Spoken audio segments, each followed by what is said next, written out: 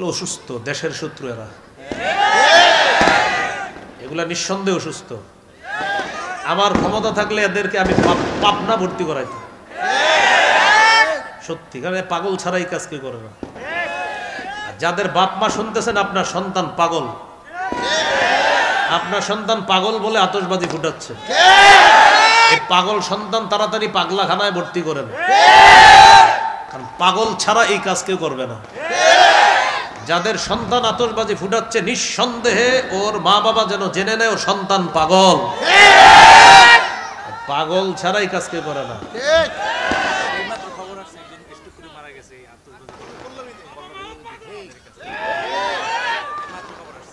পল্লবীতে একজন স্ট্রোক করে মারা গেছে আতশবাজির আওয়াজে, এই মাত্র খবর আসছে। তো এই জন্য যারা অভিভাবক শুনতেছেন, আপনার সন্তানকে ভর্তি করান, তাড়াতাড়ি ভর্তি করান, এই যেন আগামী বছরের আগে সুস্থ হয় আর এই জাতীয় অসুস্থ মার্কা কাজ না করে।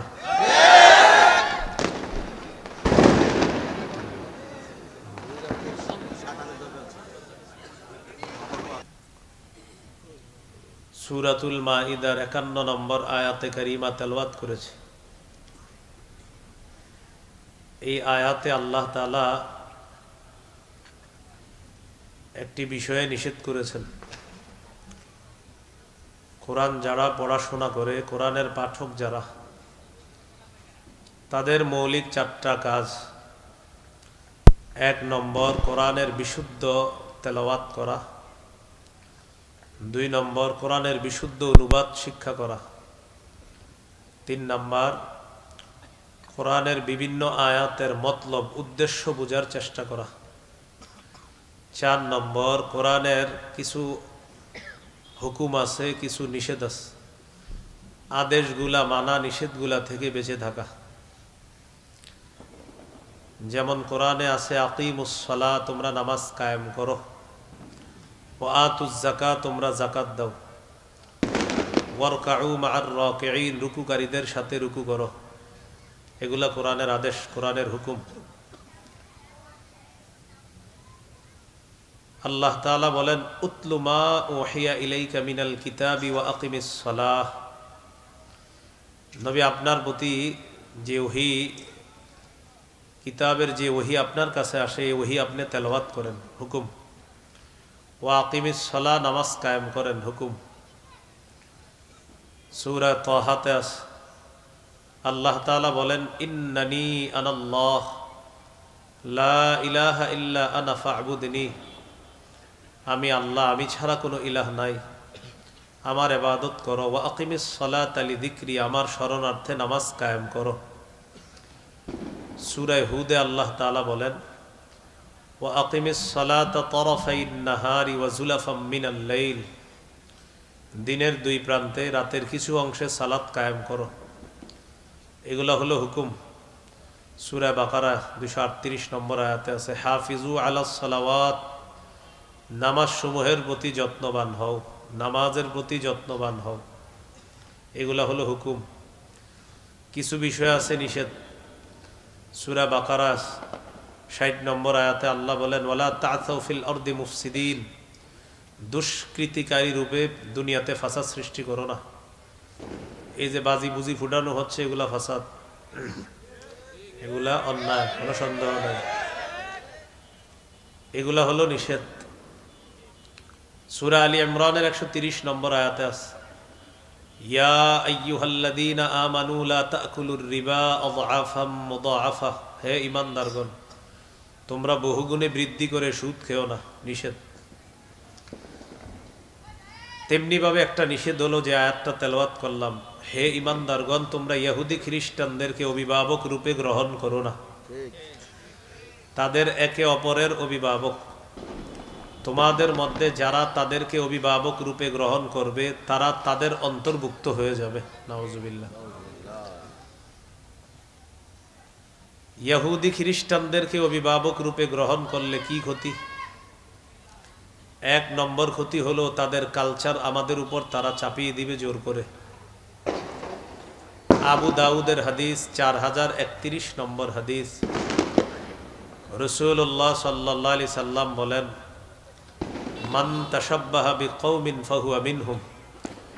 যে ব্যক্তি কোনো সম্প্রদায়ের সাদৃশ্যতা অবলম্বন করলো সে তাদেরই অন্তর্ভুক্ত হয়ে গেল। নাউজুবিল্লাহ। আমাদের ধর্মের নাম ইসলাম। মুসলমান হিসাবে আমরা ইসলাম পালন করতে হবে। ইসলামের আদর্শ আছে।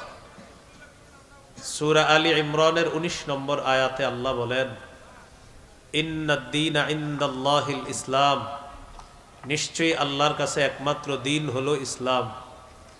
সূরা আলী ইমরানের 85 নম্বর আয়াতে আল্লাহ বলেন, ওয়া মান ইয়াবতাগি গায়রাল ইসলামি দীনা, কেউ যদি ইসলাম ছাড়া অন্য কোনো কিছুকে দিন হিসাবে কামনা করে, ফালাই ইউকবালা মিন, এটা তার থেকে গ্রহণ করা হবে না, কিছুতেই গ্রহণ করা হবে না।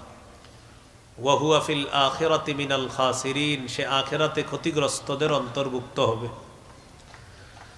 অভিভাবক যারা আছি, সন্তান, এই সন্তানদেরকে ইসলাম পালনের কথা বলতে হবে, নিজেরাও ইসলাম পালন করতে হবে।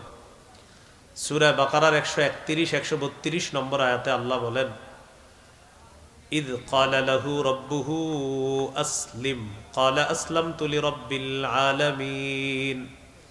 স্মরণ করুন ওই সময়কে যখন ইব্রাহিম নবীকে তার রব বললেন আত্মসমর্পণ করেন। ইব্রাহিম নবী বললেন, আমি বিশ্বজগতের রব আল্লাহর কাছে আত্মসমর্পণ করলাম। পরের আয়াতে আল্লাহ বলেন, ওয়াওয়াসসা বিহা ইব্রাহিমু বানিহি ওয়া ইয়াকুব। ইব্রাহিম নবী, ইয়াকুব নবী তাদের সন্তানদেরকে ওসিয়ত করেছেন, ইয়া বানিয়া ইন্নাল্লাহা আস্তাফা লাকুমুদ-দীন ফালা তামুতুন্না ইল্লা ওয়া আনতুম মুসলিমুন। হে প্রিয় সন্তান, আল্লাহ তাআলা তোমাদের জন্য দিন নির্বাচন করেছেন, তোমরা মুসলমান না হয়ে মরবা না।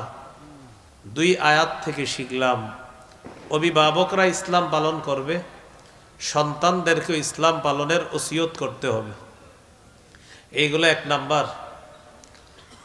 তাহলে ইসলামের পরিবর্তে অন্যদের কালচার গ্রহণ, এটা কখন আমাদের কাছে সহজ হয়ে যায়? ইহুদি খ্রিস্টানদেরকে যখন অভিভাবক বানাবো, তাদের এই অপসংস্কৃতি, অশ্লীলতা জোর করে আমাদের উপর চাপায় দেয়। 2 নম্বর, খাটো পোশাক, পাতলা পোশাক, আটশাট পোশাক, যে পোশাক ইসলামের পোশাক না, এমন পোশাক মেয়েদের শরীরেও তারা চাপায় দেয়, অথচ পোশাকের নীতিমালাও ইসলামে আছে। সূরা আরাফের 26 নম্বর আয়াতে আল্লাহ বলেন, ইয়া বানি আদামা কদ আনজালনা আলাইকুম লিবাসান ইউয়ারি সাওআতিকুম ওয়া রিশা ওয়া লিবাসুত তাকওয়া যালিকা খায়র। হে আদম সন্তান, আমি তোমাদেরকে পোশাক দিলাম, এমন পোশাক যেই পোশাক তোমাদের সতর ঢেকে রাখবে, এবং সৌন্দর্যতার জন্য তোমাদেরকে পোশাক দিলাম। তাকওয়ার পোশাক হলো সর্বোত্তম পোশাক। তাকওয়ার পোশাক সর্বোত্তম পোশাক।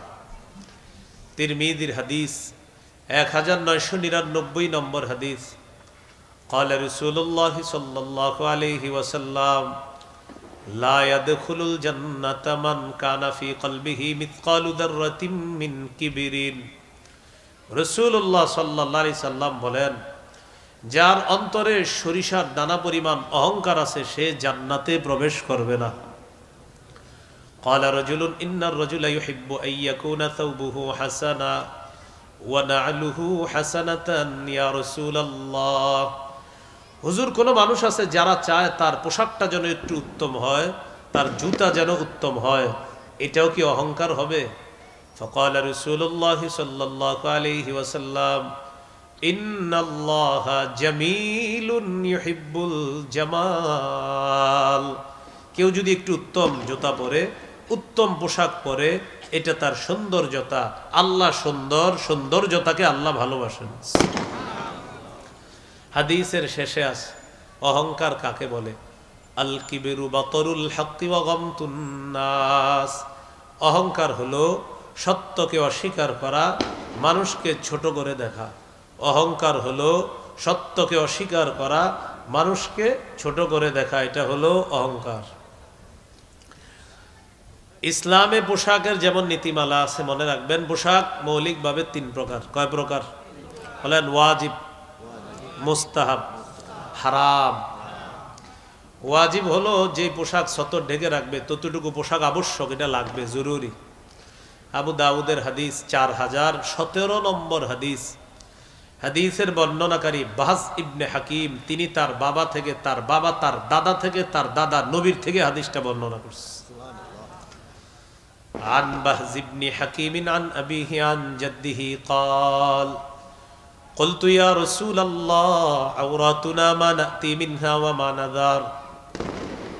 বাহস ইবনে হাকিম তার পিতা থেকে, তার পিতা তার দাদা থেকে, তিনি বলেন, আমি রাসূলুল্লাহ সাল্লাল্লাহু আলাইহি সাল্লামকে জিজ্ঞাসা করলাম, ওগো আল্লাহর নবী, কতটুকু সতর খোলা রাখবো আর কতটুকু সতর ঢেকে রাখতে হবে আপনার কাছে জানতে চাই।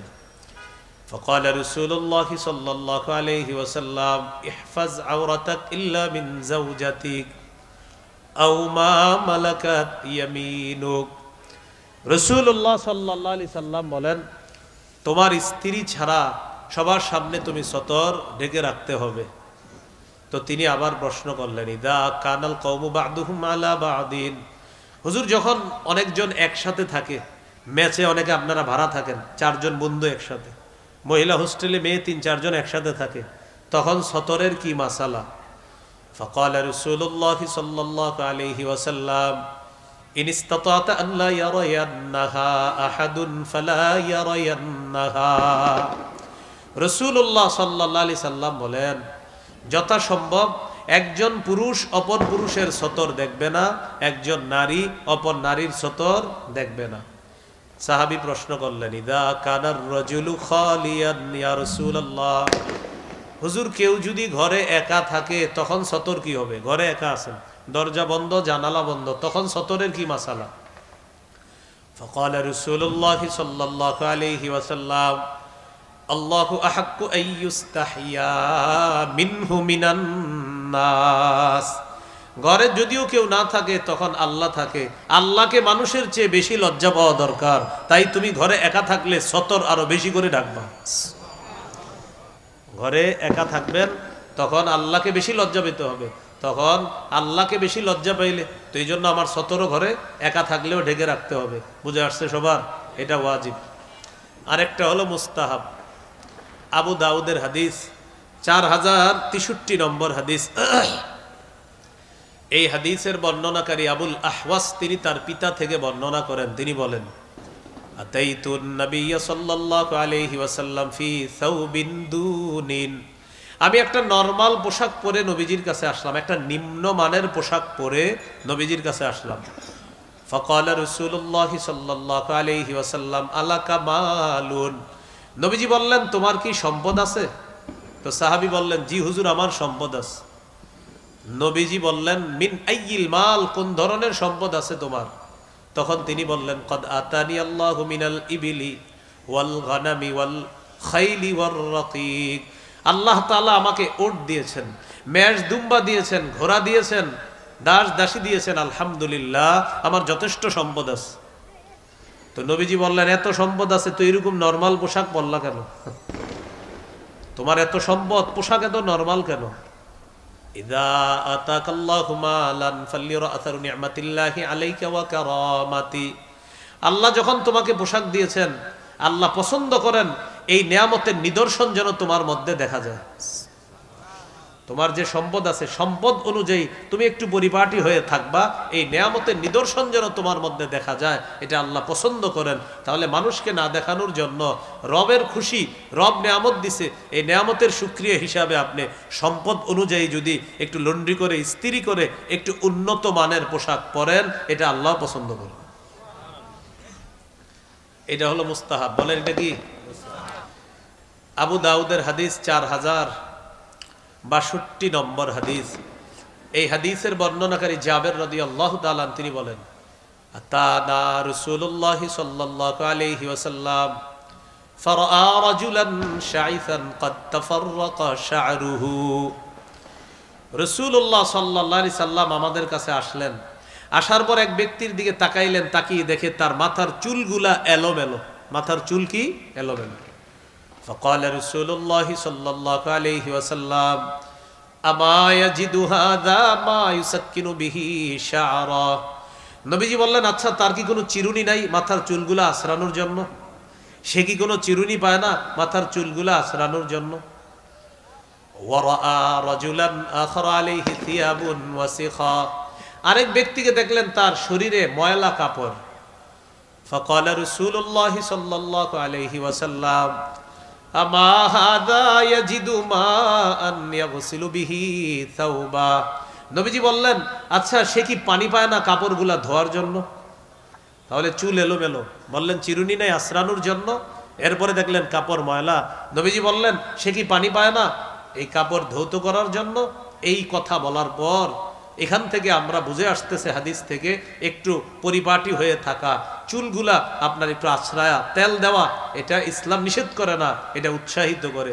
তাহলে বলেন যা 2 বছর গোসল করে না, 1 বছর গোসল না করে চুলগুলা জটলা বানায় আর বিভিন্ন মাজারে ঘুরে আর চুলগুলা ভয়ঙ্কর এক স্টাইল ধারণ করে, লাল কাপড় অথবা সালা পরে আর দাবি করে পীর, তার মুরিদও জমে যায়, নিঃসন্দেহে এটা ভণ্ডামি ছাড়া আর কিছু না। আবার সালা পরার পর তার মুরিদ হয়, কেন? আমার কথা হলো মুরিদ তো অনেক হইছে। এখন বলেন 1 লাখ মুরিদ যদি 1 টাকা করে চাঁদা উঠায় কত হয়? তো তার সামনে আপেল আনে, কমলা, আঙ্গুর সবকিছু আনে, কিন্তু 1 সেট জামা কেউ হাদিয়া আনে না। কেন? হ্যাঁ, বুঝলাম প্রথমে উনি গরিব ছিলেন, তো পীর সাহেবের এখন তো মুরিদ আছে, মুরিদরা কি দেখে না আমাদের পীর সাহেবের জামা নেই, একটা জামা হাদিয়া দিই? আপেল দেয়, কমলা দেয়, আঙ্গুর দেয়, সব দেয়, কিন্তু জামাটা হাদিয়া দেয় না। কেন? কারণ পীর এবং মুরিদ উভয় দল জানে যে আমার এই ভণ্ডামির ইনভেস্ট হলো আমার এই পোশাক, এই পোশাক এটা হলো আমার ইনভেস্ট, কারণ আমার ইনভেস্ট এটা হলো এই সালা আর চুলগুলা জটলা রাখা, আমার পীরগিরি ঠিকই তো আছে এটার উপরে, তো এই জন্য এটা খুলবে না। এমনি আপনার আপেল, কমলা, আঙ্গুর সব খায়, খিচুড়ি খায়, বিরিয়ানি খায়, কিন্তু জামা পরিবর্তন করে না। তাহলে ইসলাম কি এগুলা বলছে? বলেন না। ইবনে মাজার হাদিস 1056 নম্বর হাদিস। জুমার নামাজের দিন রাসূল সাল্লাল্লাহু আলাইহি সাল্লাম বয়ান করতেছে, আন্নান নবী সাল্লাল্লাহু আলাইহি ওয়াসাল্লাম খাতাবান নাস ইয়াউমাল জুমুআ, জুমার দিন নবীজি বয়ান করতেছে। ফারআ আলাইহিম থিয়াবান নিমার, তাকায়া দেখে কিছু সাহাবীর শরীরে আপনার কাজের পোশাক, যে পোশাক পরে কাজ করে ওই পোশাক পরে তারা জুমার নামাজে আসছে।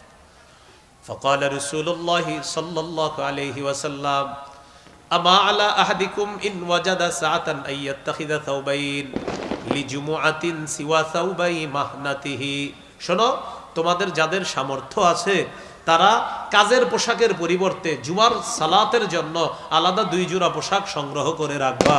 জুমার নামাজের দিন ওই 2 জোড়া পোশাক পরে তোমরা জুমার সালাতে আসবা। এখান থেকে বোঝা যায় সামর্থ্যবানদের জন্য তারা কাজের পোশাক খুলতে হবে আর আলাদা সুন্দর 2 জোড়া পোশাক পরে জুমার নামাজে যাওয়া, এটা তাদের জন্য উত্তম। তাহলে জুমার নামাজ, ঈদের নামাজ, এই নামাজগুলা একটু উত্তম পোশাক পরে পড়া, এটা ইসলাম উৎসাহিত করছে। তাহলে বলেন তো উত্তম পোশাক পরা ইসলামে কি নিষেধ আছে? 3 নাম্বার হারাম পোশাক, এটা একটু মন দিয়ে শোনেন। বলেন সবাই কি পোশাক? হারাম পোশাক। সমস্যা নেই, হারাম পোশাকটা একটু মন দিয়ে শোনেন। 1 নাম্বার পুরুষের জন্য রেশম হারাম। 2 নাম্বার পুরুষ নারীর পোশাক পরবে না। 3 নাম্বার নারী পুরুষের পোশাক পরবে না। 4 নাম্বার অহংকারের পোশাক পরবে না। 5 নাম্বার বিধর্মীদের পোশাক পরবে না। 6 নম্বর 8-7 খাটো ছোট পাতলা পোশাক এটা পরবে না, যেগুলো অলরেডি পরে আমাদের মুসলিম তরুণীরা ইতিমধ্যে বিভিন্ন হোটেলে গিয়ে অবস্থান করতেছে। 12টার পরে মদ, পাশাপাশি নাচানাচি ইত্যাদি শুরু হবে। 1 নাম্বার রেশমের পোশাক, এটা হারাম। সহিহ মুসলিমের বর্ণনা 2069 নম্বর হাদিস। قال رسول الله صلى الله عليه وسلم لا تلبسوا الحرير فإنه من لبسه في الدنيا لم يلبسه في الآخرة। রাসূলুল্লাহ সাল্লাল্লাহু আলাইহি সাল্লাম বলেন, তোমরা রেশমের পোশাক পরিধান করো না। যে ব্যক্তি দুনিয়াতে রেশমের পোশাক পরিধান করবে সে আখেরাতে রেশমের পোশাক পরিধান করতে পারবে না। এখন একটু বুঝেন, পুরুষের জন্য দুনিয়াতে রেশম হারাম, জান্নাতে মুসলিম পুরুষের জন্য রেশম হালাল। সহিহ বুখারীর বর্ণনা 5837 নম্বর হাদিস।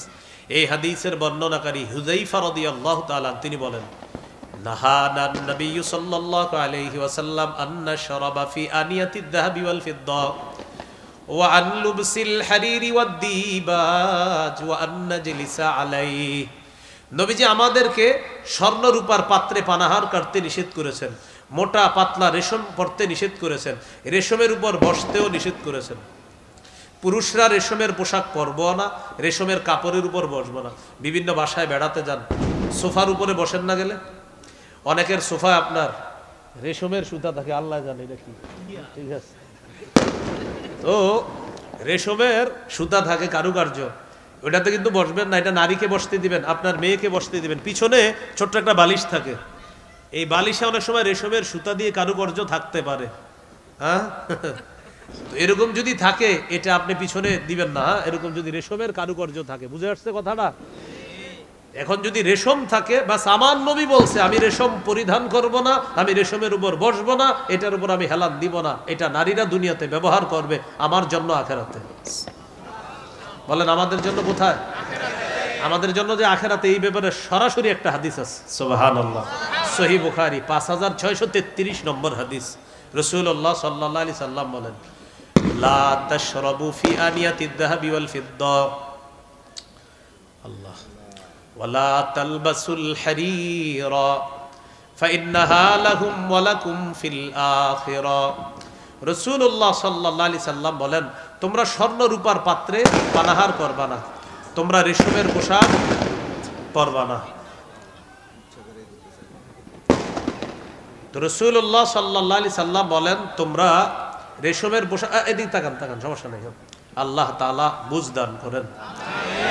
রাসূলুল্লাহ সাল্লাল্লাহু আলাইহি সাল্লাম বলেন, তোমরা রেশমের পোশাক পরবা না। এখন নবীজি দুইটা বাক্য বলেছেন, খুব সুন্দর। ফাইন্নাহা লাহুম ওয়া লাকুম ফিল আখিরা। এটা আমার সাথে বলেন না, বলেন ফাইন্নাহা লাহুম ওয়া লাকুম ফিল আখিরা। এটার অর্থ হলো, নবীজি সাল্লাল্লাহু আলাইহি সাল্লাম বলেন, বিধর্মী পুরুষদের জন্য দুনিয়াতে রেশম, তোমরা মুসলিম পুরুষের জন্য আখিরাতে রেশম। সুবহানাল্লাহ, কি সুন্দর বাক্য আমাদের নবীজি সাল্লাল্লাহু আলাইহি সাল্লাম বলেছেন। আমি মাঝে মাঝে এই বাক্যটা আপনার এই পোশাকের আলোচনায় যখন আমার একা একা খুব মনে পড়ে, আর খুব ভালো লাগে, আমাদেরকে কত মায়া করে বলতেছে, ফাইন্নাহা লাহুম ওয়া লাকুম ফিল আখিরা। ও আমার উম্মত, বিধর্মীদের জন্য দুনিয়াতে, তোমরা আমার মায়ার মুসলিম উম্মত, তোমাদের জন্য আখিরাতে। এই হলো রেশম পুরুষ পরবে না, নারীদের জন্য রেশম পরা জায়েজ আছে। সহিহ মুসলিমের বর্ণনা 2071 নম্বর হাদিস। আলী রাদিয়াল্লাহু তাআলা আনহুর বর্ণনা, তিনি বলেন, উহদিয়াত লিরাসূলিল্লাহি সাল্লাল্লাহু আলাইহি ওয়াসাল্লাম হুল্লাতুন সিয়ারা। রাসূলুল্লাহ সাল্লাল্লাহু আলাইহি সাল্লামের কাছে একটা রেশমের পোশাক পাঠানো হলো, রেশমের কাপড় পাঠানো হলো। ফাবাআসা বিহা ইলাইয়া। আলী রাদিয়াল্লাহু তাআলা আনহু বলেন, নবীজি রেশমের কাপড়টা আমার কাছে পাঠায়া দিছে। ফালাবিসতুহা, আমি রেশমের কাপড়টা পরিধান করলাম, মানে নবীজি নিজেই রেশমের কাপড়টা পরছে। নাউজুবিল্লাহ। হযরত আলী বলেন, নবীজির কাছে রেশমের পোশাকটা আসছে, আসার পর আমার কাছে পাঠাইছে। তো হযরত আলী বলেন, আমি রেশমের কাপড়টা পরিধান করলাম। তো করার পর নবীজির কাছে গেছি, এটা গায়ে ঝুলাইয়া নবীজির কাছে গেছি। ফাআরাফতুল গাদাবা ফি ওয়াজহিহি, আমি নবীজির চেহারা মুবারকের মধ্যে রাগের ছাপ দেখতে পেলাম। ওই যে রেশমের কাপড় আমি ঝুলাইছি, হযরত আলী বলেন, এই জন্য নবীজির চেহারায় রাগের চিহ্ন দেখতে পেলাম। তো নবীজি আমাকে বললেন, ইন্নী লাম আবআত বিহা ইলাইকা লিতালবাসাহা, ইন্নামা বাআসতু বিহা ইলাইকা লিতুশাক্কিকাহা খুমরান বাইনান নিসা।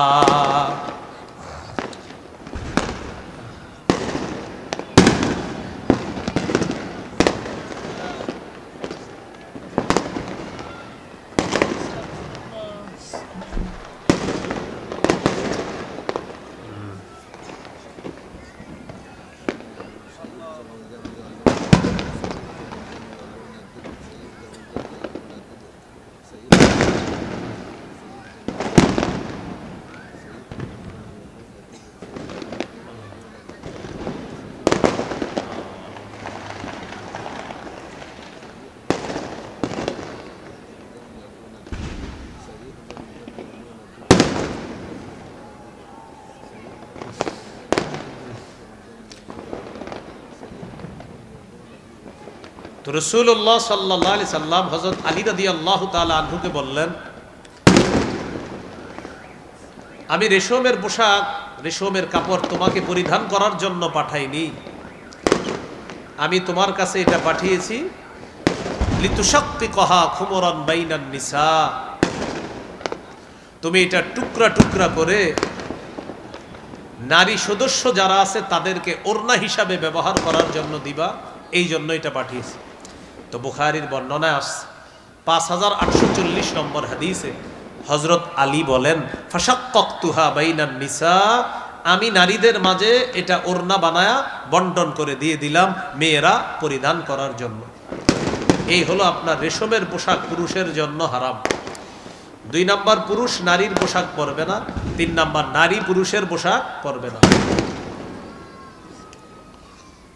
পুলিশ না বলে নিষেধ করে দিছে এটা আজকে। হ্যাঁ, এটা নাকি ধরা খেলে 1 মাসের জেল হবে। কয় মাস? হ্যাঁ, আজকে পুলিশ বললো, এটা শুনলাম। হ্যাঁ,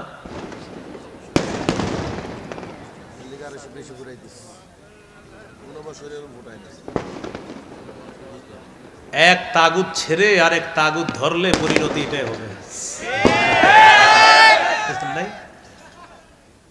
এক তাগুত ছেড়ে আরেক তাগুত ধরা, বৃষ্টি থেকে বাঁচার জন্য ঝর্ণার নিচে দাঁড়ানো। এজন্য আমরা তাগুত থেকে এখনো মুক্ত হতে পারিনি। খেলাফত ব্যবস্থা ছাড়া মুসলিম জাতির ভাগ্যের পরিবর্তন হতে পারে না। এই জন্য ওই দিকে মুসলিম জাতি এগিয়ে যেতে হবে। হ্যাঁ, মুসলিম জাতি ওই দিকেই এগিয়ে যেতে হবে। হ্যাঁ, তো লানা রাসূলুল্লাহ সাল্লাল্লাহু আলাইহি সাল্লাম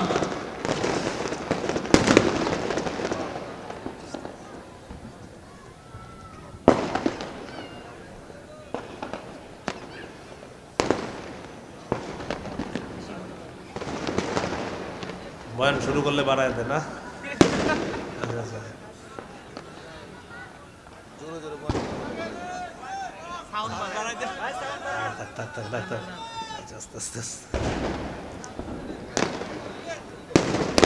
ভাই যারা ফুটাইতেছেন হইছে, আমরা বুঝতেছি আপনারা পারতেছেন, এখন থামেন। হ্যাঁ হ্যাঁ, এখানে এক ভাই ফুটাইতেছে বারবার, মনে হয় এইখানেই পাশের কোথায় জানি কারা ফুটাই।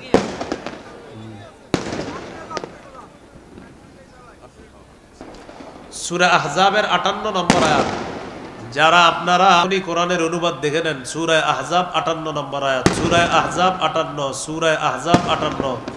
পাপের বোঝা বহন করে কবরে যেতে হবে। সূরা আহজাব 58। এখনই যারা আতশবাজি ফুটাচ্ছেন, এখনই কোরআনের বাংলা অনুবাদ থাকলে দেখেন, সূরা আহজাবের 58 নম্বর আয়াতের অনুবাদটা এখনই দেখে নিতে পারেন। কোন সূরা, কত নম্বর আয়াত? যারা আতশবাজি ফুটাচ্ছেন, এখনই ঘরে বাংলা অনুবাদ থাকলে অনুবাদটা পড়েন, পড়ার পর সিদ্ধান্ত নেন ফুটাবেন কিনা। সূরা আহজাবের 58 নম্বর আয়াত। সূরা আহজাবের 58 নম্বর আয়াতে আল্লাহ আলোচনা আসতো, আমার আজকে যে আলোচনা করতেছি ওইটাতে চলে আসতো, এরা আগেই শুরু করে দিচ্ছে। হ্যাঁ হ্যাঁ, ইয়াহুদি খ্রিস্টানদেরকে অভিভাবক বানানোর যে ক্ষতিগুলা, 2টা ক্ষতি হইল। তো দ্বিতীয় ক্ষতিটা ছিল পোশাক। তো পোশাকের ক্ষেত্রে একটা হারাম পোশাক আলোচনা করতেছিলাম। পুরুষ নারীর পোশাক পরবে না, নারী পুরুষের পোশাক পরবে না। লানা রাসূলুল্লাহ সাল্লাল্লাহু আলাইহি ওয়াসাল্লাম আর-রাজুলা ইয়ালবাসু লিবসাতাল মারআ ওয়াল মারআতু তালবাসু লিবসাতার রাজুল। যেই পুরুষ নারীর পোশাক পরে আর যেই নারী পুরুষের পোশাক পরে, তার উপর আল্লাহ রসুল অভিশাপ দেন। আল্লাহ রসুল তার উপর অভিশাপ। গায়ে হলুদ অনুষ্ঠানে ছেলেরা দেখবেন এক কালারের ড্রেস পরে, 5 জন 6 জন 10 বন্ধু 20 বন্ধু একই কালারের ড্রেস বানায়। ওই ড্রেস বানিয়ে তারা কি করে, একটা ওড়না বানায়, এই ওড়নাটা পা পর্যন্ত ঝুলায় রাখে। পিছন দিয়ে গিয়ে বলবেন, আসসালামু আলাইকুম খাদিজা আপা, কেমন আছেন? এর পুরুষ আপনি জানেন, তারপরে বলবেন যে ভাই, বলবেন যে আপনাকে বলবে আমি তো পুরুষ, তুমি আমারে খাদিজা বলবেন না, আপনি ওড়না পেঁচাইছেন তো এই জন্য আমি ভাবলাম। কিছু ছেলে কানে ছিদ্র করে, কানে ধুল পরে, এটাও স্পষ্ট নিষেধ। এটাও কি স্পষ্ট নিষেধ?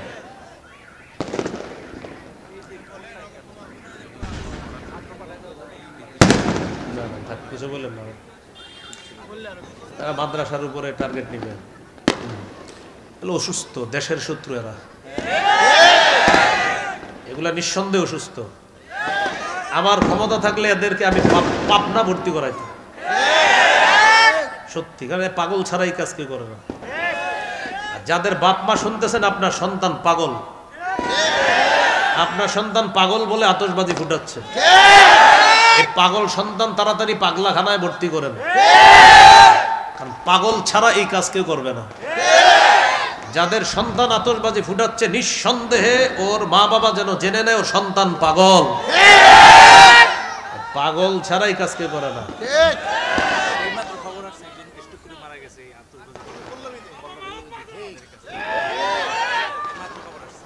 পল্লবীতে একজন স্ট্রোক করে মারা গেছে আতশবাজির আওয়াজে, এই মাত্র খবর আসছে।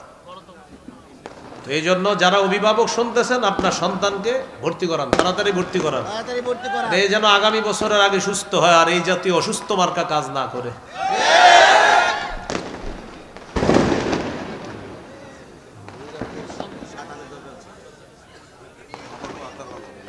রাসূলুল্লাহ সাল্লাল্লাহু আলাইহি সাল্লাম বলেন, 4 নাম্বার, শুহরতের পোশাক, প্রসিদ্ধির পোশাক, খ্যাতির পোশাক।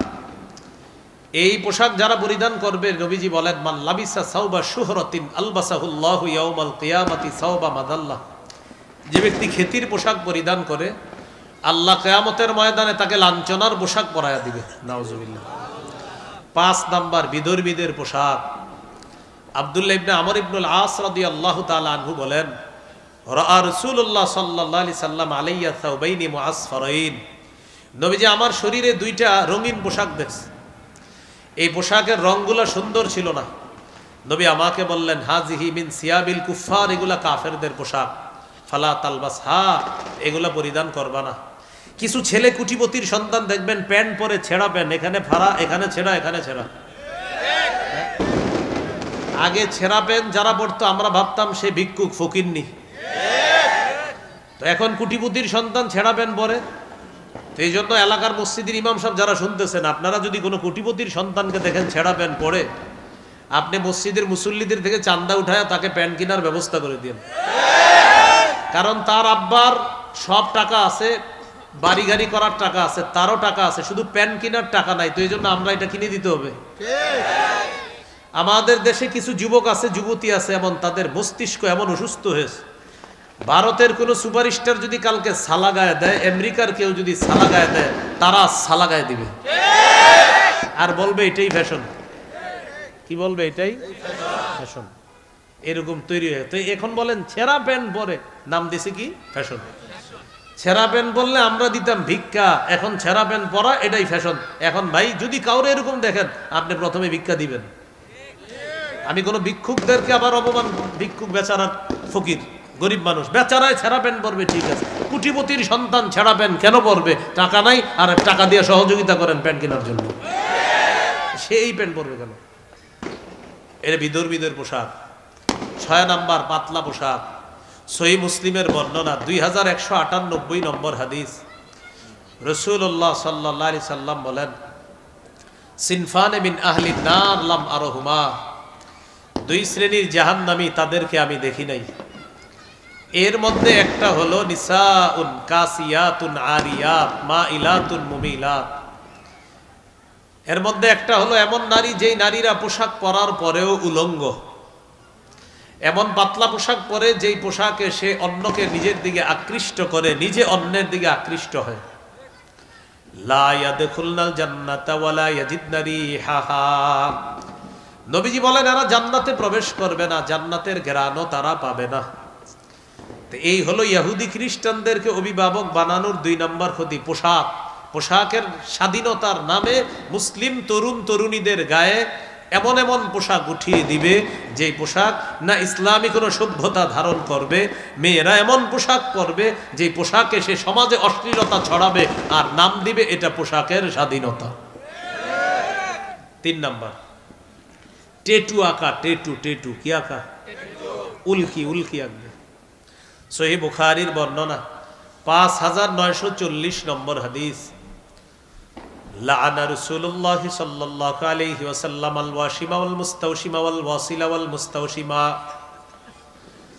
যেই নারী পর চুলা লাগায়, অন্যের চুল প্রতিস্থাপন করে দেয়, যেই নারী শরীরে টেটু আঁকে, উল্কি আঁকে, বা যেই নারী এঁকে দেয়, ইদানিং ইলেকট্রিক শর্ট দিয়ে আঁকা হয়, ওয়ান নামিসাত ওয়াল মুতানাম্মিসাত, যেই নারী ভুরু উঠায় ভুরু, আর যেই নারী অন্য নারীর ভুরু উঠিয়ে দেয়, উভয়ের উপর আল্লাহ রসুলের অভিশাপ।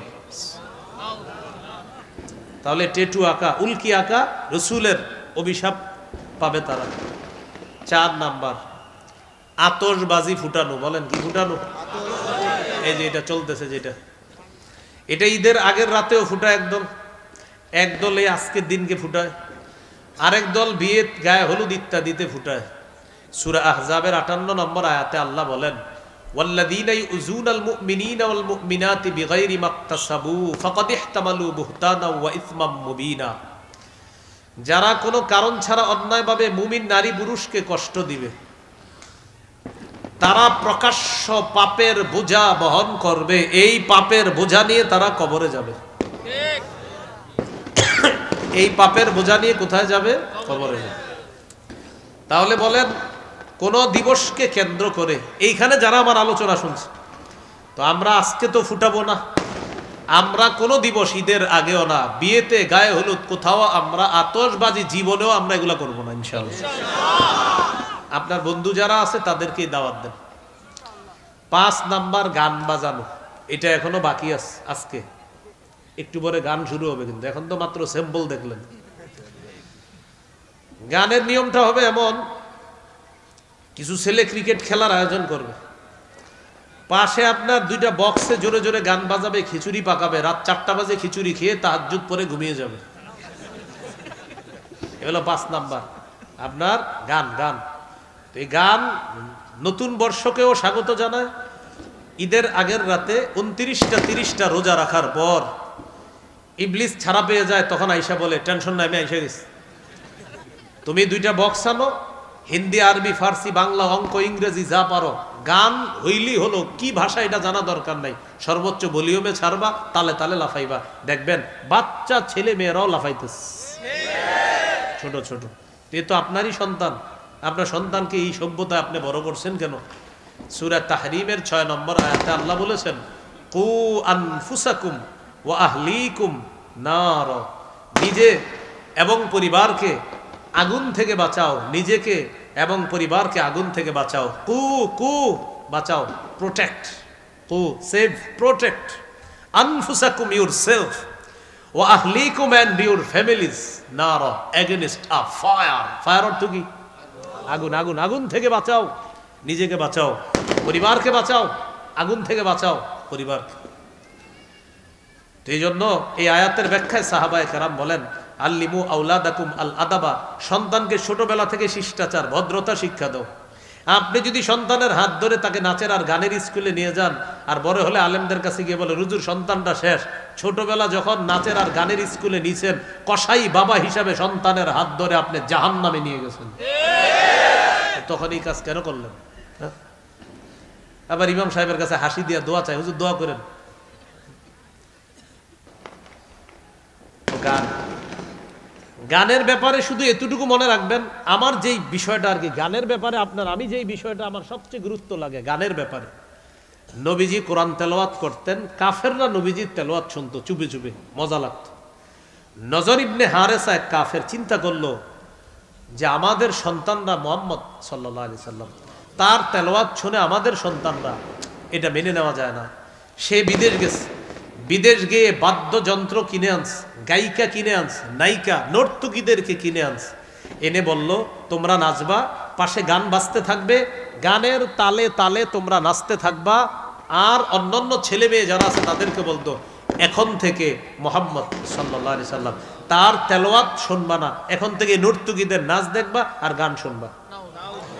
তাহলে কিসের বিরুদ্ধে গান আমদানি করলো কাফেররা? কোরআনের। সেই গান আপনি বাজাচ্ছেন। সূরা লোকমানের 6 নম্বর আয়াতে এটাই বলছে আল্লাহ, ওয়া মিনান নাস, মানুষের মধ্যে কিছু মানুষ, ইয়াশতারি লাহওয়াল হাদিস, যারা ক্রয় করে লাহওয়াল হাদিস, গান, গল্প, মিথ্যা গল্প কাহিনী, নায়িকা গায়িকা নর্তকী ইত্যাদি বাদ্যযন্ত্র ক্রয় করে লিউযিল্লা আন সাবিলিল্লাহ, মানুষকে আল্লাহর রাস্তা থেকে পথভ্রষ্ট করার জন্য। শেষে আল্লাহ বলেন উলাইকা লাহুম আযাবুম মুহিন, তাদের জন্য অপমানজনক শাস্তি, লাঞ্ছনাজনক শাস্তি, অপমানকর শাস্তি। তাহলে গান বাদ্য হালাল না হারাম? রাসূলুল্লাহ সাল্লাল্লাহু আলাইহি সাল্লাম বলেন লা তাবিউল কাইনাতি ওয়াল মুগান্নিয়াতি ওয়ালা তাশতারুহুন্না ওয়া সামানুহুন্না হারাম। তোমরা নায়িকা গায়িকা বিক্রি করবা না, কিনবাও না, এক্সপোর্ট করবা না, ইনপুট করবা না। বাংলাদেশের কোনো গায়ক গায়িকা নায়িকা ইত্যাদি তাদেরকে সৌদি আরবে পাঠাইবা না, আর বিদেশের কাউকে বাংলাদেশে এনে 3 কোটি টাকা দিবা না। হ্যাঁ, আসলেই ঠিক, নবী নিষেধ করছে। মানে এটা যে আমি বলছি বলে ঠিক এরকম না, আসলেই ঠিক। ওয়াসামানুহুন্না হারাম, এই উপার্জন হারাম, রাসূল সাল্লাল্লাহু আলাইহি সাল্লাম বলেছেন। তাহলে আপনারা যারা মোবাইলে ডাউনলোড করেন গান, ডাউনলোড করতে টাকা যায় কিনা? এই যে টাকা গেল, এমবি খরচ করলেন, এটাও এই হাদিসের অন্তর্ভুক্ত। আপনি গান কিনলেন, এখন অনেকে মাথায় হিসাব করছে হুজুর তাহলে কিনবো না, আজকে থেকে দেখবো, শুধু দেখলে এমবিতে টাকা খরচ হয় কিনা, এটা ওই হাদিসের অন্তর্ভুক্ত। আপনি টাকা দিয়ে গান ক্রয় করে দেখতেছেন। ভাইয়ারা, বন্ধুরা, আল্লাহর হস্তে আপনি গান দেখেন না, আপনি গান কিনেন না, আপনি মোবাইলে গান ডাউনলোড করেন না। যতগুলো যুবক ভাইয়েরা এখানে আছেন, নিয়ত করে ফেলেন না যে আমি মৃত্যু পর্যন্ত যে কাজ আমার নবী নিষেধ করছে এটা আমি করব না ইনশাআল্লাহ। আল্লাহ তৌফিক দান করুন। এই হলো আপনার গান 5 নাম্বার। 6 নাম্বার মদ। বলেন তো কি? মদের জয় জয়কর অবস্থা চলছে। আগামীকাল অনেক পত্রিকায় আপনার লিখতে পারে 2 দিনের মধ্যে যে মদ কি পরিমাণ ব্যবসা হয়েছে এই বছর, এটা নিয়ে লেখালেখিও আসতে পারে, এবং এটা আপনার গর্বের সাথে লিখবে। আমাদের দেশে জানি কত ভাগ মুসলমান? হ্যাঁ, এই দেশে এইভাবে হেসে হেসে বলবে এই পরিমাণ মদ বিক্রি হয়েছে। কি সুন্দর গর্বের পরিচয়। হজ উমরা যারা যান, গিয়ে দেখবেন মাঝে মাঝে এমন কিছু কিছু জায়গায় বসাবে, বাম পাশে তাকাইলে দেখবেন মদের বার। এই বাংলাদেশ এয়ারপোর্টে কয় পার্সেন্ট মুসলমানের দেশ জানি? এদেশের এয়ারপোর্টে কিসের বার? সূরা মাইদার 90-91 নম্বর আয়াতে আল্লাহ বলেন ইয়া আইয়ুহাল্লাযীনা আমানু ইন্নামাল খামরু ওয়াল মাইসিরু ওয়াল আনসাবু ওয়াল আজলামু রিজসুম মিন আমালিশ শাইতান। হে ঈমানদারগণ, বলেন আমার সাথে, মদ, জুয়া, মূর্তি, ভাগ্য নির্ণয়ক স্বর, সাপ দিয়ে ভাগ্য গণনা করা, ময়না পাখি, টিয়া পাখি, হাতের রেখা ইত্যাদি দেখে ভাগ্য গণনা করা, বলেন নাপাক। তাহলে বিভিন্ন রাস্তার মোড়ে দেখবেন আছে যে ভারত থেকে 6 বারের পুরস্কার প্রাপ্ত জ্যোতিষী, ওখানে গিয়ে আপনি হাতের রেখা দেখাইতেছেন। রাসূলুল্লাহ সাল্লাল্লাহু আলাইহি সাল্লাম বলেন মান আতা আররাফান আও কাহিনান ফাসাদ্দাকাহু বিমা ইয়াকুল, কেউ যদি গণকের কাছে যায় আর তার কথা বিশ্বাস করে, ফাকাদ কাফারা বিমা উনজিলা আলা মুহাম্মাদিন সাল্লাল্লাহু আলাইহি সাল্লাম, মুহাম্মদ সাল্লাল্লাহু আলাইহি সাল্লামের উপর যা নাজিল করা হয়েছে সে সবকিছু অস্বীকার করলো। গণকের কথা বিশ্বাস করলো মানে আমি নবীর কোটা দিনটাকে সে অস্বীকার করলো। হাত দেখে এমনি দেখবেন হাতে একটু দাগ থাকে, তো কিছু মানুষ কাজ করে না, তাদের দাগটা একটু বেশি থাকে, তো দাগ দেখবেন আপনার দাগ এত বেশি কেন? আচ্ছা ঠিক আছে, কি সমস্যা? ওহো 3002 টাকা লাগবে। বেশি মেজর প্রবলেম না, হালকা প্রবলেম আছে, এটা উদ্ভট টাইপের একটা অঙ্ক বলবে 3002। আপনি মনে করবেন ভাই রে হইতেও পারে, তাই 3002 বলবে কেন? তখন আপনি আগ্রহী হন না, কি বলেন? এগুলা কি বিশ্বাস করা যাবে? তাহলে আজকে থেকে রাশি ফল পড়বেন না, পেপারে আসে না কি ফল, এগুলো পড়া যাবে না। তাহলে মদ বলেন নাপাক, মদ, জুয়া। হ্যাঁ, এখন আপনারা শোনেন, যারা অনেক ভাইয়ারা আপনারা জুয়া খেলেন মোবাইলে, এই ওভারে 10 রান হবে, এই ওভারে 5 হবে, এই বলে 6 হবে, এই বলে 4 হবে, এই বলে 11 রানের বেশি দিবে না বলার, এই বলে ব্যাটসম্যান 15-র উপরে নিবে। এই যে জুয়া খেলেন, গ্রামগঞ্জে হয় চা স্টলের সামনে দাঁড়ায় নগদ, আর শহরেরটা হয় মোবাইলে অ্যাপসের মাধ্যমে। হারাম। এটা কি জুয়া? কি হ্যাঁ, জুয়া হারাম। এই হারাম। হ্যাঁ হ্যাঁ জি, অনেক বন্ধু আছে আপনাদের, তারা হয়তো এই জুয়া খেলতেছে, তাকে আপনি নিষেধ করেন যে এই জুয়া হারাম, তুমি এখানে ইনভেস্ট করবা না, হাজার হাজার টাকা এখানে ইনভেস্ট করছে ছেলেরা এই অ্যাপসে, এটা হারাম। তাহলে বলেন মদ নাপাক, বলেন মদ, জুয়া, মূর্তি, ভাগ্য গণনার ইত্যাদি বিষয়গুলা আল্লাহ তাআলা বলেন ফাজতানিবুহু, তোমরা বেঁচে থাকো, লাআল্লাকুম তুফলিহুন, যাতে তোমরা সফলকাম হও। এবার একটা দৃশ্য দেখেন, গান, নাচানাচি, মদ, একদিক দিয়ে নাচানাচি হবে, আরেক দিক দিয়ে গান হবে, আরেক দিক দিয়ে মদ চলবে, ঠিক না? আমাদের নবী অবিকল তিনটা কথা এক হাদিসে বলছে। সুবহানাল্লাহ। দেখছেন সুবহানাল্লাহ কেন বললাম? যে আমাদের নবী 1500 বছর আগে আল্লাহ প্রদত্ত কথাগুলা কি সুন্দর করে জবান দিয়ে বলে গেলেন, আর অবিকল একসাথে মিলে গেছে। ইবনে মাজার 4020 নম্বর হাদিস, রাসূলুল্লাহ সাল্লাল্লাহু আলাইহি সাল্লাম বলেন, লা ইয়াশরাবান্না নাসুম মিন উম্মতি আল খামরা ইউসাম্মুনাহা বিগাইরি ইসমিহা। আমার উম্মতের একদল মদ পান করবে, নামটা পাল্টায় দিবে মদের, মানে মদের নাম মদ দিবে না, বিয়ার, মাস্তুদ, কানাডা ড্রাই, শ্যাম্পেন, ইয়াবা, বাবা, গাজা, হিরোইন, আফিম, ডাইল ইত্যাদি, ভ্যান, গাড়ি, চা স্টলের চিপা চুপায় দাঁড়ায় ইত্যাদি। নবীজি বলেন আমার উম্মতের একদল মদ পান করবে, মদের নামটা দিবে তারা পাল্টায় দিবে। এরপরে কি বলে দেখেন, ইউজাফু আলা রুসিহিম বিল কাইনাতি ওয়াল মুগান্নিয়াত, তাদের মাথার উপরে নর্তুকিরা নাচানাচি করবে আর গান বাজাইতে থাকবে, অন্য দিক দিয়ে গানের তালে তালে তারা মদ পান করতে থাকবে। নবী বলছে এরকম হবে, আপনারা বলেন হবে না অলরেডি শুরু হয়েছে? আল্লাহ আমাদেরকে হেফাজত করুন। এ হলো 6 নম্বর ক্ষতি। মনে আছে কিসের ক্ষতি? ইহুদি খ্রিস্টানদেরকে অভিভাবক বানানোর ক্ষতি। 7 নম্বর ক্ষতি, জিনাকে হালাল মনে করা। কাকে? আপনারা শহরের মানুষ অনেকে শোনেন মন দিয়ে, ইদানিং একজনে বলা বলি করতেছে যে আমি আর ওমকে, আমরা দুইজন একই ছাদের নিচে লিভ টুগেদার সম্পর্কে ছিলাম। লিভ টুগেদার মানে হলো একই ছাদের নিচে স্বামী স্ত্রীর মতো থাকবে, কিন্তু স্বামী স্ত্রী না, স্বামী স্ত্রী না। আবার বলতেছে আমরা যে দুইজন একই ছাদের নিচে ছিলাম, বিবাহ বহির্ভূত সম্পর্ক করেছি, আমাদের মা বাবাও সমর্থন দিয়েছে। নাউজুবিল্লাহ তো বললেন। আরেকটা ঘটনা শোনা, এটা শুনলে কি বলবেন দেখেন। সে আবার একটা স্টেটাস, একটা লেখা দিছে এরকম, আমাদের দেশে ডিভোর্স নরমালাইজ হয়েছে, আশা করা যায় লিভ টুগেদারটাও নরমালাইজ হয়ে যাবে ইনশাআল্লাহ। শেষে লেখছে কি ইনশাআল্লাহ? শেষে লেখছে ইনশাআল্লাহ, একদম একদম দুই চোখে আমি পড়ছি। তাহলে তো আরো সুন্দর হয়ে গেল। তাহলে এই যে ইনশাআল্লাহ লেখাটা আমি নিজে আরুনি বলতেছি, এটা লাইভে বলছে, তাহলে তো হয়ে গেল, আরো প্রমাণ হয়ে গেল। এখন বলতেছি কি যে লিভ টুগেদার এটাও নরমালাইজ হয়ে যাবে, শেষে বলতেছি কি আল্লাহর নাম নিয়ে কি কথা বলতেছে। এখন আমি কি বলতেছিলাম, আমার আলোচ্য বিষয় 7 নাম্বার, জিনাকে হালাল মনে করবে। এই যে একই ছাদের নিচে আছে, মা বাবাও বলতেছে থাকো, এরা দুইজনও বলতেছে এটা কোনো ব্যাপার না, এটা নরমাল ব্যাপার, এটা সোসাইটি মেনে নিতে হবে। নবী বলেন সহিহ বুখারীর 5590 নম্বর হাদিস, লা ইয়াকুনান্না মিন উম্মতি আকওয়াম ইস্তাহিল্লুনাল হিররা, আমার উম্মতের এক দল হবে যারা জিনাকে হালাল মনে করবে। জিনাকে কি মনে করবে? ওয়াল খামরা, মদ হালাল মনে করবে। ওয়াল মাআজিফা, বাদ্যযন্ত্র হালাল মনে করবে।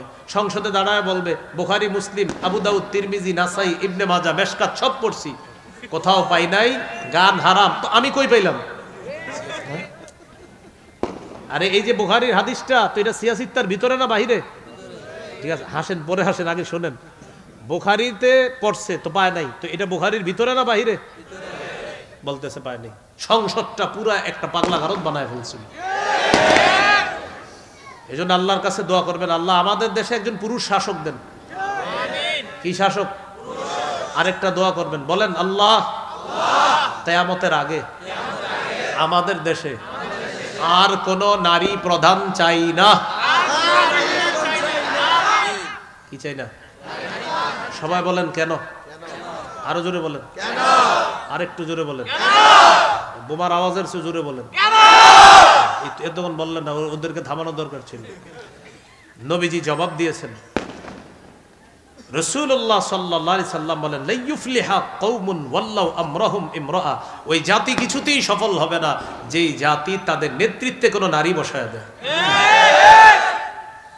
এই জন্য দোয়া করতে হবে, বলবেন যে আল্লাহ 4 গুণওয়ালা একজন পুরুষ শাসক দিয়ে দেন, একজন পুরুষ শাসক দিয়ে দেন, নামাজ কায়েম করবে, নামাজ কায়েম করবে, যাকাতের বিধান চালু করবে, যাকাতের বিধান চালু করবে, সৎ কাজের আদেশ করবে, সৎ কাজের আদেশ করবে, অসৎ কাজের নিষেধ করবে। অসৎ কাজের নিষেধ করবে। বলেন সূরা হজ সূরা হজ 41 নম্বর আয়াত, 41 নম্বর আয়াত। মানে ওখানে আছে আর কি দলিলটা, আল্লাযীনা ইম্মাক্কাদনাহুম ফিল আরদ। আল্লাহ তাআলা বলেন আমি যাদেরকে দুনিয়ার শাসন ক্ষমতায় বসাই তাদের কাজ হবে চারটা। আকামুস সালাহ, তারা নামাজ কায়েম করবে, ওয়া আতাউজ যাকাহ, যাকাত প্রতিষ্ঠিত করবে, ওয়া আমারু বিল মারুফ, সৎ কাজের আদেশ করবে, ওয়া নাহাউ আনিল মুনকার, অসৎ কাজের নিষেধ করবে। আপনি একটু চিন্তা করে দেখেন, ওমর ফারুক রাদিয়াল্লাহু তাআলা আনহুর মতো একজন শাসক কল্পনা করেন, আর এই বাজি ফুটানোগুলা কল্পনা করেন, থাকতো চামড়া, আরটিও থাকতো না, সাহস পাইতো না। ওমর ফারুক রাদিয়াল্লাহু, এই জন্য বলছিলাম খেলাফত ব্যবস্থা ছাড়া আমাদের ভাগ্যের পরিবর্তন হবে না। এই তন্ত্র ওই তন্ত্র যা কিছুই বলেন, হ্যাঁ, এটা কিন্তু মনে রাখতে হবে আপনার, মুসলমানদের চূড়ান্ত ভাগ্যের পরিবর্তন খেলাফত ব্যবস্থা দিয়েই হবে, এছাড়া হবে না। এই জন্য কি করতে হবে না বলেন, আমার সাথে বলেন, বলেন খেলাফত ব্যবস্থার পূর্ব শর্ত দুইটা, পূর্ব শর্ত দুইটা, করণীয় দুইটা। করণীয় দুইটা। পূর্ব শর্ত বলেন ঈমান, ঈমান, নেক আমল। নেক আমল। করণীয় দুইটা, করণীয় দুইটা, দাওয়াত, দাওয়াত, জিহাদ। জিহাদ। কি বুঝে আসছে সবার? ভাই 2 কাপ চা দিয়ে খালি নষ্টই করতেছেন, আমি তো চা পান করবো না, আপনি করেন। আগেরটা আপনি দিছেন, জবটাকে দিব আল্লাহর কাছে, আপনি নেন, আপনি পান করেন। হ্যাঁ, তাহলে একটা ঈমান আর একটা নেক আমল, আর দুইটা হলো কাজ, একটা করণীয় দাওয়াত, জিহাদ। এখন জিহাদের আলোচনা করলে আপনার অভিভাবকরা ইন্না লিল্লাহি ওয়া ইন্না ইলাইহি রাজিউন, এটা আবার কি শুরু করছে হুজুরে? তো যাই হোক, জিহাদ সম্পর্কে আমার একটা আলোচনা আছে, আমার নাম দিয়ে আপনারা পাবেন কোথাও, দেখবেন জিহাদ সম্পর্কে লম্বা আলোচনা আছে। তো যাই হোক, আমাদের আলোচ্য বিষয়ে চলে আসি। 7 নাম্বার, জিনাকে হালাল মনে করবে, নবীজি বলে দিয়েছেন। তো এই যে হালাল মনে করা, এক ছাদের নিচে স্বামী স্ত্রীর মতো থাকা, বিবাহ বহির্ভূত সম্পর্ক, নবীজি বলেন আমার উম্মতের একদল এটাকে হালাল মনে করবে। সূরা বনী ইসরাঈলের 32 নম্বর আয়াতে আল্লাহ বলেন ওয়ালা তাকরাবুজ জিনা, তোমরা ব্যভিচারের কাছেও যেও না। আল্লাহ আমাদেরকে হেফাজত করেন। 8 নাম্বার, সম্পদের অপচয়, প্রচুর সম্পদের অপচয় হবে। সূরা আরাফ 31 নম্বর আয়াত, লা তুসরিফু ইন্নাহু লা ইউহিব্বুল মুসরিফিন, তোমরা সীমা লঙ্ঘন করো না, অপচয় করো না, আল্লাহ অপচয়কারীকে পছন্দ করেন না। 9 নাম্বার, সময়ের অপচয়। কিসের অপচয়? হ্যাঁ, প্রিয় ইস্টার্ন হাউজিংবাসী, 5টা জিনিস জীবনে মূল্যায়ন করবেন। আমি সহ সবাই প্রতিজ্ঞা করি, বলেন জীবন, যৌবন, স্বাস্থ্য, সময়, সম্পদ। জীবন, যৌবন, স্বাস্থ্য, সময়, সম্পদ। এই 5টি জিনিস মূল্যায়ন করলে দুনিয়াতেও ইনশাআল্লাহ সফল হবেন, আখিরাতেও আল্লাহ সফল করবে। এই হলো আপনার সময়। 10 নাম্বার, সর্বশেষ কথা, তাদেরকে অভিভাবক বানানোর ক্ষতি, তাদের শিরকি স্লোগান আমাদের মুখে উঠায় দিবে। এক তো হ্যাপি নিউ ইয়ার লেখা টেখা রাস্তাঘাট ফাটায় ফেলা হচ্ছে, আরেকটা হলো মুসলমানদের আবার হ্যাপি নিউ ইয়ার কি, আমরা এখন বেঁচে আছি, সকালে বাঁচবো কিনা জানি না, আমরা হলাম মুসলমান। সহিহ বুখারীর বর্ণনা, আব্দুল্লাহ ইবনে ওমর রাদিয়াল্লাহু তাআলা আনহুমা তিনি বলেন ইদা আমসাইতা ফালা তানতাজিরিস সাবাহা, যখন তুমি সন্ধ্যা করো সকালের অপেক্ষা করো না, ওয়া ইদা আসবাহতা ফালা তানতাজিরিল মাসাআ, সকালে বেঁচে আছো তো রাতের অপেক্ষা করো না। এটাই হলো মুমিনের জীবন। মুমিনের আবার কিসের হ্যাপি নিউ ইয়ার? তাহলে মুমিনের জীবন কি? সকালে আসি ভাই ভালো আছেন আলহামদুলিল্লাহ, ভাই সন্ধ্যা এটা হবে ইনশাআল্লাহ আল্লাহ বাঁচা রাখলে, ভাই ভালো আছেন জি আলহামদুলিল্লাহ, ভাই সকালবেলা আমার সাথে একটু যেতে পারবেন ইনশাআল্লাহ আমি যাব, আল্লাহ বাঁচা রাখলে যাব। এটাই মুমিনের জীবন, সকাল সন্ধ্যা শেষ। এল একটা, আরেকটা কিছুদিন পরে পহেলা, সেখানে মুসলমান সন্তানের মুখে বিজাতীয়রা উঠাইয়া দিবে, মুছে যাক গ্লানি, গুছে যাক ঝরা, অগ্নি স্নানে সূচি হোক ধরা। নাউজুবিল্লাহ বলেন এই স্লোগান, বলেন মুশরিকদের স্লোগান। আগুনের পূজা যারা করে এটা তাদের স্লোগান। তাহলে মুসলমান সন্তানরা এই স্লোগান দিতে পারে না, কিন্তু তারাই রমনার বটমূলে গিয়ে আপনার সেখানে দিচ্ছে, মুছে যাক গ্লানি গুছে যাক ঝরা। বাকিটা আমি বললাম না, কারণ ওইটাই সিরিকি স্লোগানটা একবার বলে ফেলছি মানে এটা বলে আর কি, আপনারা কিন্তু কোয়েন না। তো এই আগুনে পবিত্র করে নাউজুবিল্লাহ, এটা হলো অগ্নিপূজকদের আপনার আকীদা। তো এই আকীদা আমরা রাখবো না। আল্লাহ তাআলা ইনশাল্লাহ আপনাদের এখান থেকে আরেকটা গুরুত্বপূর্ণ কাজে যেতে হবে। তো আজকে পর্যন্ত আল্লাহ তাআলা আমাদের সকলকে যে কথাগুলো শুনলাম বললাম আমরা সবাই যেন আমল করতে পারি, আল্লাহ তৌফিক দান করেন।